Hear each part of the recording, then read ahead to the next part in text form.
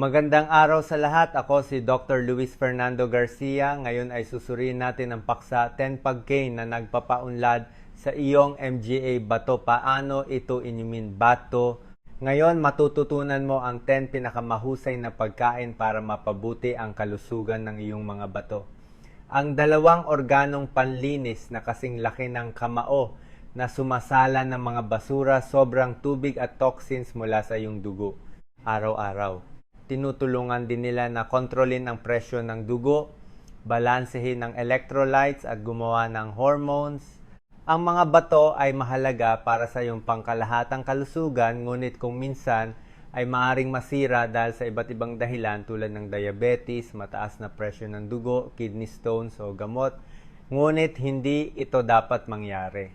Mayroong isang serye ng mga pagkain na napatunayang nakakatulong upang mapabuti at kahit na baligtarin sa iba't ibang antas ang pinsala sa bato sa pamamagitan ng pagpigil sa kidney stones, pagbawas ng pamamaga at pagprotekta sa mga bato laban sa pagkasira. Kaya ipapaliwanag ko sa iyo kung anong mga pagkain ang may ganitong ebidensya, paano mo ito magagamit at sa anong dosis. Pagkatapos tatalakayin natin kung anong iba pang mga pang-araw-araw na pagkain ang gumagawa ng kabaligtaran ang sumisira sa ating mga bato.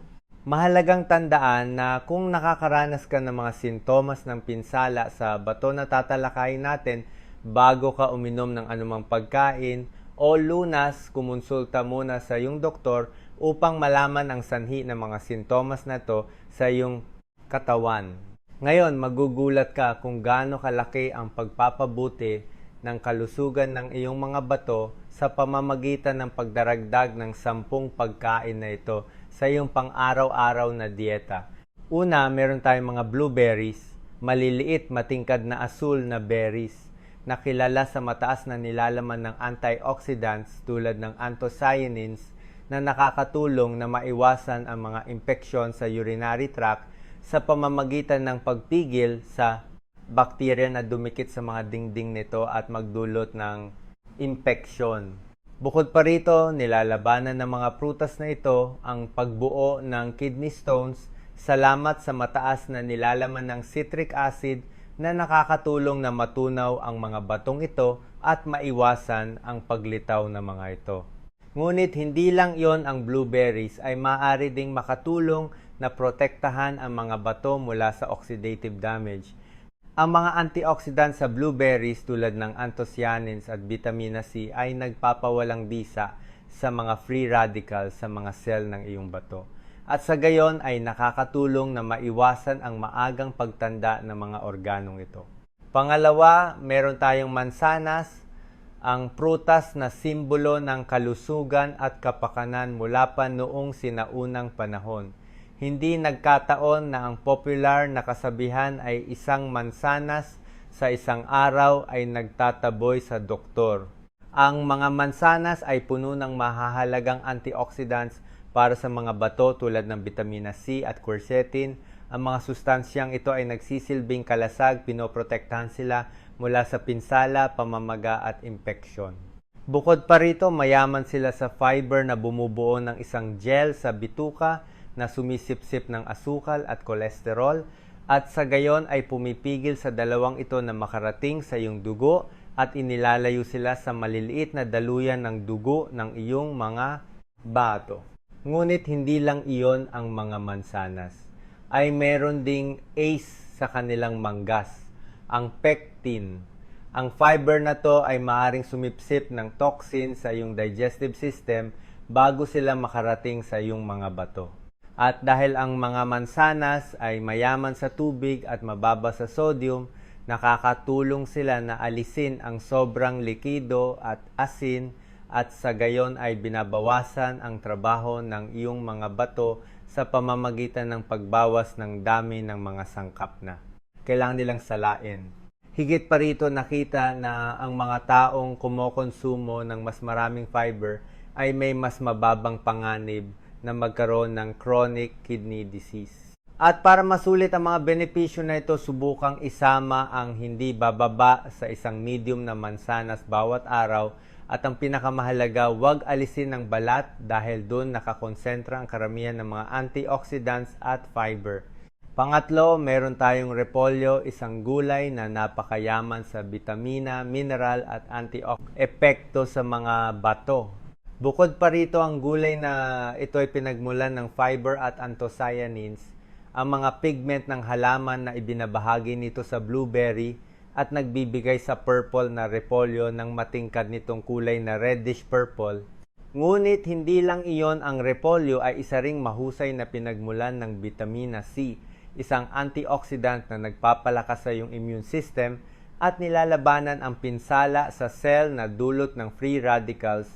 At isang bagay na kakaunti ang nakakaalam tungkol sa vitamina C ay pinasisigla din nito ang produksyon ng glutathione, ang master antioxidant ng ating katawan. Isang natural na detoxifier na tumutulong sa iyong mga bato na alisin ang mga toxins.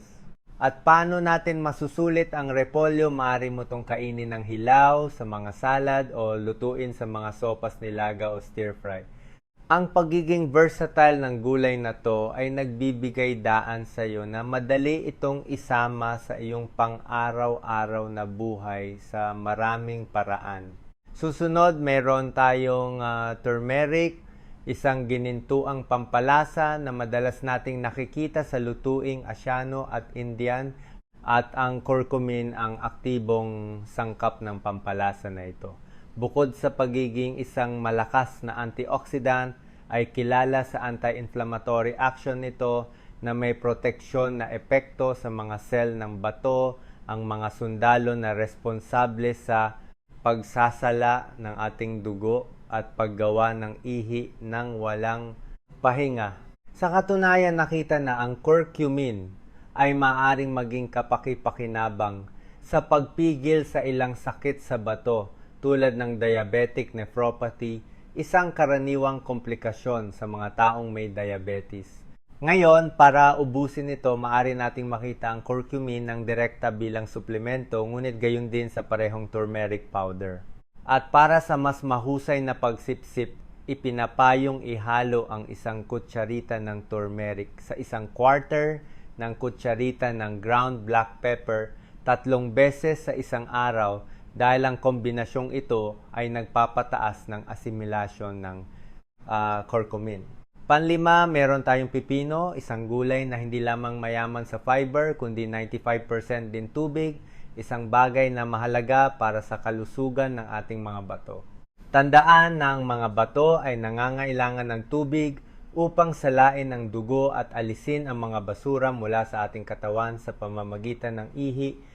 At kapag hindi tayo umiinom ng sapat na tubig, ang mga bato ay kailangang magtrabaho ng mas mahirap upang ikonsentra ito na maaaring humantong sa mas malaking pagkasira ng mga organong ito. Bukod pa rito, ang pipino ay diuretic na mas makakatulong sa function na ito at maaaring maging partikular na kapaki-pakinabang para sa mga taong nagdurusa sa pagpapanatili ng likido o mataas na presyon ng dugo. Susunod, meron tayong olive oil, isang ginintuang likido na ginagamit sa loob ng milenya para sa mga nakapagpapagaling na katangian nito at isang pangunahing haligi ng Mediterranean diet. Ang olive oil ay mayaman sa monounsaturated fatty acids tulad ng oleic acid, isang fatty acid na may proteksyon na epekto sa mga bato sa pamamagitan ng pagbabawas ng pamamaga at oxidative stress. At hindi lang iyon, ang polyphenol sa olive oil ay maring makatulong na bawasan ang presyon ng dugo na alam natin kung hindi makontrol ay makakasira sa maliliit na daluyan ng dugo ng mga bato at sa gayon ay makakahadlang sa kanilang kakayahang salain ang dugo. At maaari kang gumamit ng olive oil bilang dressing sa mga salad o iwiwisik sa iyong pagkain, ang inirerekomendang at pinakapag-aralan na dosis. Kung kaya mo ay 1 kutsara bawat araw. Pampito, meron tayong bawang, isang pagkain na may natatanging aroma at lasa na ginagamit sa loob ng maraming siglo bilang natural na lunas. At ngayon, alam natin na ang malaking bahagi ng kapangyarihan na to ay dahil sa allicin, isang compound na nabubuo kapag pinuputol, dinudurog o ginigiling ang bawang. At ang alisin ay may mga katangian na maaaring protektahan ang mga bato mula sa pamamaga habang tinutulungan silang mapabuti ang kanilang function. Salamat sa diuretic na katangian nito na nagtatanggal ng sobrang likido at toxins mula sa katawan sa pamamagitan ng ihi. Higit pa rito, ang bawang ay napatunayang epektibo sa gawaing ito na tradisyonal itong ginagamit upang maiwasan ang pagpapanatili ng likido at mataas na presyon ng dugo. Bukod pa rito, ang bawang ay maaari ding makatulong na bawasan ang mga antas ng protina sa ihi na isang maagang tanda ng pinsala sa bato, at ginagawa ito salamat sa kakayahan nitong protektahan ang maliliit na daluyan ng dugo ng mga bato, ang glomeruli, na responsable sa pagsasala ng dugo. At kung nag-aalala ka tungkol sa hininga, maaari kang pumili ng mga suplemento ng garlic extract na nag-aalok ng isang praktikal at banayad na paraan upang makuha ang parehong benepisyo. Susunod ay ang lemon. Ang lemon ay isang citrus fruit na kilala sa pagtulong upang maiwasan ang kidney stones. At ang prutas na to ay naglalaman ng citric acid na dumikit sa calcium sa ihi at pinipigilan ang paglaki ng calcium stones. Ang mga batong calcium na ito ang pinakakaraniwang uri ng kidney stones at maaring magdulot ng sakit at komplikasyon sa kalusugan kung lumaki. Hindi kalayuan sa isang pag-aaral, isang grupo ang pinainom ng 60 ml ng lemon araw-araw at ang isa ay placebo, at nakita na sa grupo ng lemon na bawasan ang dalas ng colic dahil sa mga batong ito. Kaya magiging napaka-interesante na pisilin ang kaunting lemon juice sa isang baso ng tubig ng maraming beses sa isang araw, o magdagdag ng isang hiwa ng lemon sa iyong tsaa kung nagdurusa ka sa mga bato sa bato. Ang isa pang pagkain na hindi mo dapat palampasin kung gusto mong alagaan ang iyong mga bato ay ang peras, isang masarap at makatas na prutas na may maraming benepisyo para sa iyong mga bato at gayon din sa kontrol ng asukal sa kabila ng tamis ng lasa nito. At ito ay dahil sa malaking dami ng fiber na tutulong sa iyong panunaw at sa mabagal na pagsipsip ng mga asukal nito. Ngayon, mahalagang malaman na ang malaking bahagi ng fiber na to ay matatagpuan sa balat. Kaya kung gusto mong mapakinabangan ang mga benepisyo ng prutas na to ng ligtas, mahalaga na kainin ito ng buo ng hindi binabalatan. At hindi lang iyon, ang pagkain ng peras ay magiging malusog para sa iyong puso. Hindi kalayuan sa isang pag-aaral ng 4 na pang tao, ipinakita na ang mga kalahok na kumain ng 2 peras araw-araw sa loob ng 12 linggo ay bumaba ang presyon ng dugo at circumference ng baywang, 2 layunin na walang duda na hinahanap natin kung gusto natin ng magandang kalusugan ng bato. Susunod ay ang pakwan. Maraming tao ang hindi nakakaalam na ang pakwan ay 92% tubig.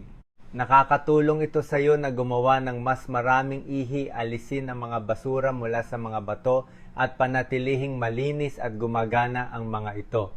Bukod pa rito, ang pakwan ay naglalaman ng potassium na mahalaga para sa pagbalanse ng mga antas ng sodium sa iyong katawan. Ang sobrang sodium ay maaring makasama sa mga bato.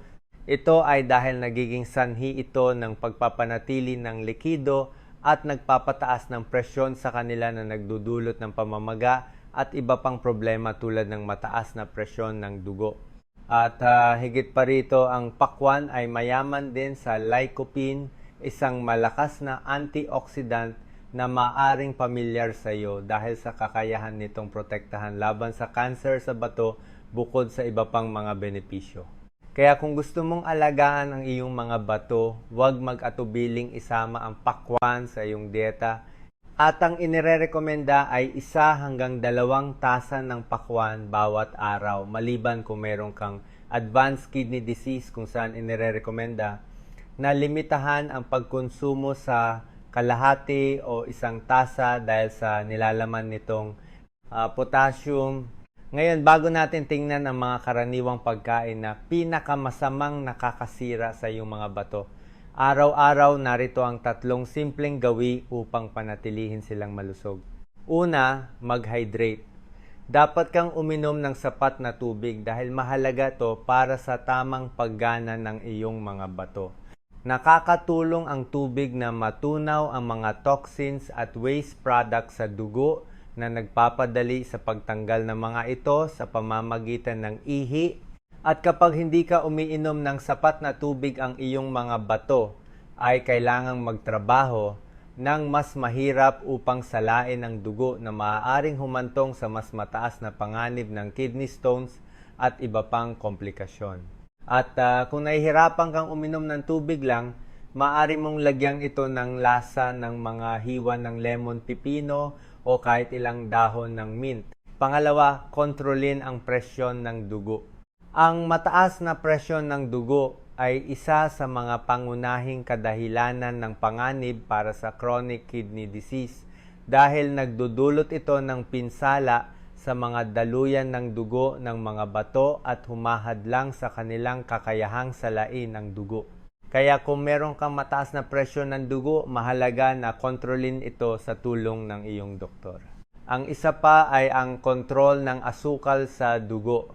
Ang diabetes ay isa sa mga pangunahing sanhi ng chronic kidney disease. At ito ay dahil ang labis na glucose sa dugo ay nakakasira sa mga daluyan ng dugo ng mga bato na nagpapahina sa kanilang mga dingding at humahadlang sa kanilang kakayahang salain ang dugo. At napakahalaga na iwasan ang self-medication. Maraming gamot tulad ng over-the-counter painkillers ay napakasama para sa iyong mga bato, na sa huli ay responsable sa pagsasala ng mga to at pagtanggal ng kanilang mga basura mula sa iyong katawan. Ngayon, dapat mong malaman na ang mga gamot ay hindi ang unang kalaban ng ating mga bato kundi ang pagkain. At merong 7 pang-araw-araw na pagkain na maaaring mukhang hindi nakakapinsala, ngunit sa katunayan ay pinipilit ang mga organong ito na magtrabaho ng higit sa nararapat at sinisira sila sa paglipas ng panahon. Una, ang mga inatsara pickles. Ang mga pagkain ito ay nakaimbak sa suka brine o langis at napaka-popular sa maraming kultura sa buong mundo, kabilang ang Pilipinas, tulad ng atsara na gawa sa inatsarang papaya. At bagamat ang mga inatsara ay maaring maging masarap na pandagdag sa ating mga pagkain, ang labis na pagkonsumo nito ay maaring makasama sa kalusugan ng ating mga bato. Ito ay dahil sa mataas na nilalaman ng sodium, dahil ang asin ay ginagamit sa malaking dami upang lumikha ng brine kung saan sila ibinabad.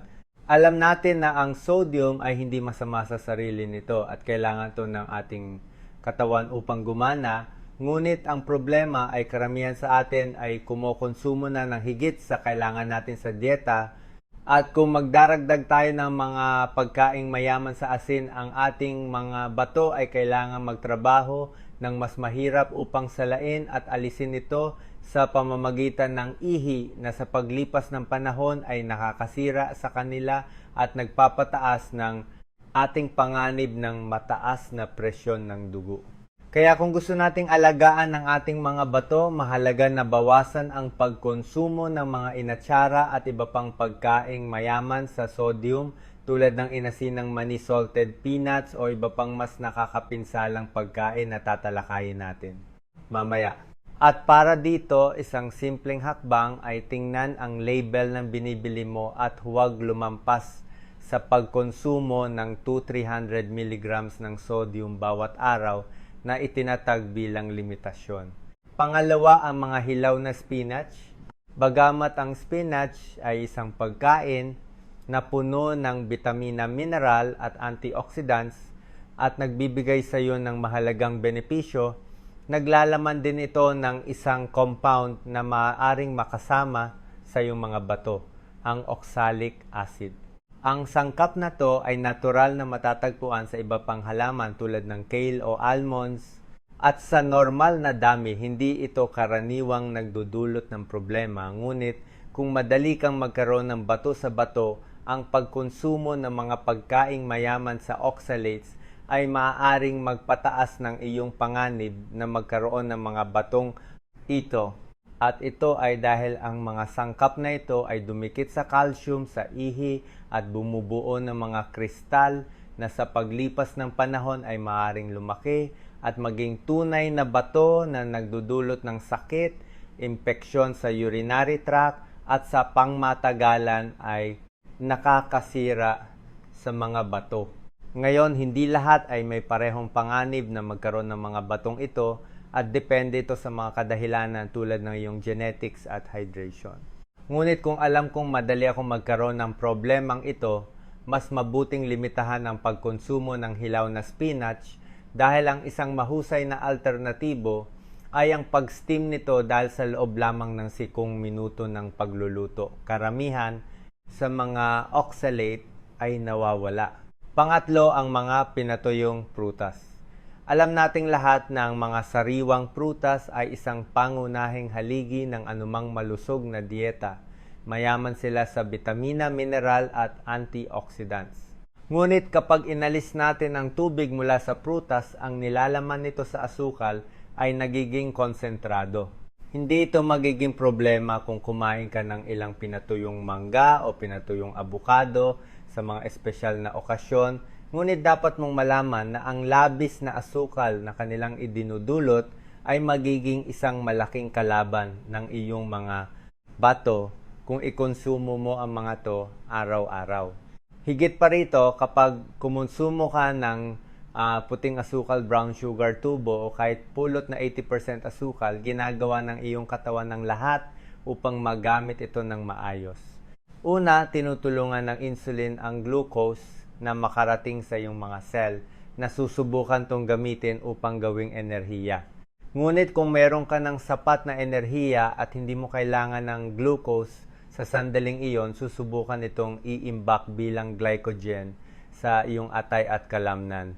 At dito nagmumula ang problema kapag puno na ang iyong glycogen stores at mayroong labis na glucose, tulad ng madalas na nangyayari kapag kumukonsumo ng asukal o matamis na pagkain ng katawan ay nagko-convert ng sobrang glucose sa taba na nag-iipon sa atay tiyan at maliliit na arterya ng iyong mga bato na sa huli ay nakakasira sa kanilang function.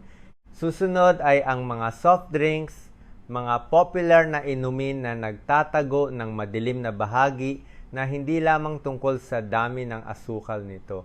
At walang duda na ang isang baso lang ng soda ay naglalaman ng mas maraming asukal kaysa sa kailangan natin sa isang buong araw, at ang labis na glucose ay pinipilit ang ating mga bato na magtrabaho ng mas mahirap upang salain ito. Higit pa rito, alam din natin na ang asukal ay nagpapataas ng panganib ng diabetes at ito ay isa sa mga pangunahing sanhi ng sakit sa bato. Ngunit kung kasama ang mga soft drinks sa listahang ito, gusto kong sabihin sa iyo ang isang bagay na hindi gaanong kilala tungkol sa mga inuming. Ito ang mga soft drinks bukod sa asukal ay naglalaman ng maraming phosphorus, isang mineral na kailangan ng iyong katawan para sa maraming function tulad ng pagbuo ng buto at ngipin, paggawa ng enerhiya at regulasyon ng pH.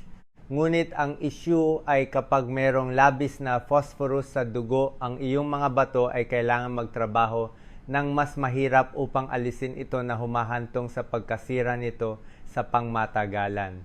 At higit pa rito, ang mga soft drinks ay naglalaman din ng mga artificial na additives tulad ng mga pangkulay, preservatives at flavorings na maaring nakakalason sa mga bato at nagpapataas ng panganib ng pinsala sa bato. At kung nahihirapan kang iwanan ng mga soft drinks, maaari kang magsimula sa unti-unting pagbawas ng pagkonsumo nito sa pamamagitan ng pag-inom ng isang soft drink lang sa isang linggo at palitan ang mga ito ng mas malusog na inumin tulad ng tubig na may lemon o mga unsweetened na sa. Susunod, meron tayong mga processed meats, isang grupo ng mga pagkain na kinabibilangan ng longganisa, tocino, tapa at gayon din ang mga processed na hamburger. At lahat ng ito ay may isang bagay na magkakatulad, sila ay sumailalim sa mga proseso ng pagbabago tulad ng curing, smoking, fermentation o pagdaragdag ng preservatives upang mapabuti ang kanilang lasa, texture o para mas tumagal. At ang problema sa mga processed meats ay isa silang tunay na bomba para sa iyong mga bato sa maraming kadahilanan. Una, dahil napakayaman sila sa sodium na sa labis, ay nakita natin na maaaring magpataas ng presyo ng dugo at pilitin ng mga bato na magtrabaho. At pangalawa, dahil napakayaman din sila sa phosphorus, ngunit bukod pa rito, ang mga produktong ito ay naglalaman ng saturated fats na maaaring magpataas ng panganib ng sakit sa bato sa pamamagitan ng pagtaas ng antas ng LDL o bad cholesterol at pag-ambag sa pamamaga. Kaya kung gusto mong alagaan ang iyong mga bato, napakahalaga na limitahan ang pagkonsumo ng mga processed meats at pumili ng mas malusog na alternatibo tulad ng mga munggo at iba pang legumes na hindi lamang isang mahusay na pinagmulan ng protina, fiber, vitamina at mineral kundi mababa rin sa sodium, phosphorus at saturated fats. Bukod pa rito, meron silang mababang glycemic index, ibig sabihin ay hindi sila nagdudulot ng mabilis na pagtaas ng asukal sa dugo na ginagawang ideal na pagkain para sa lahat ng mga taong gustong alagaan ang kanilang mga bato, ngunit lalo na para sa mga taong may diabetes. Ang ika-6 na kalaban ng iyong mga bato at marahil ang pinakakilala ay ang alak.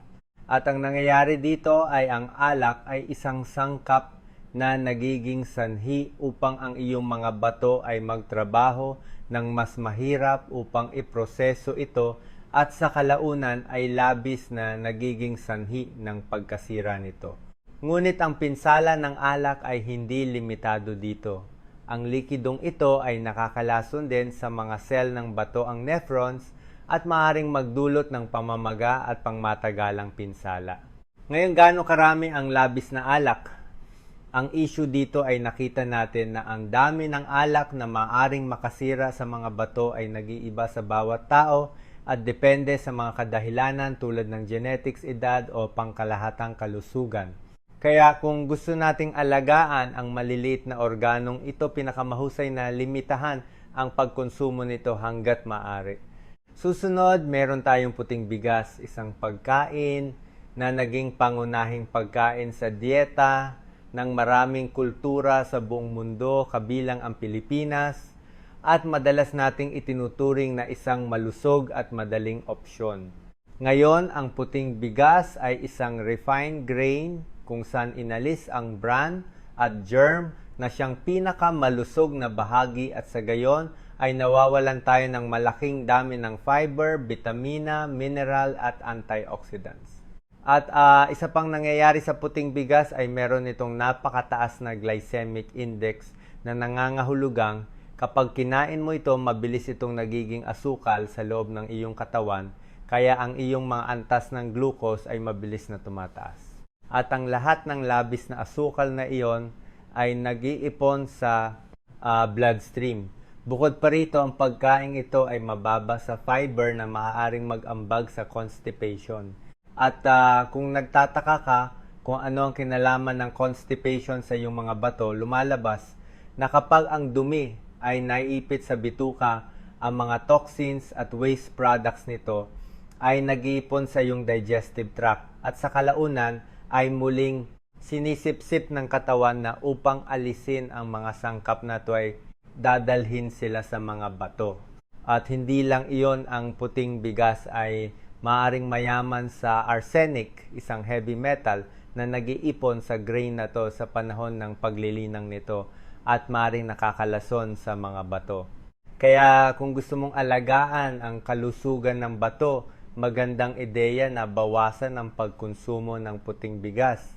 Hindi ko pinag-uusapan ang paminsan-minsang o lingguhang pagkonsumo ng puting bigas, ngunit para sa pang-araw-araw magiging mas interesante na pumili ng mas malusog na alternatibo tulad ng brown rice na nagpapanatili ng balat ng grain at sa makatuwid ay malaking dami ng fiber, vitamina, mineral at antioxidants.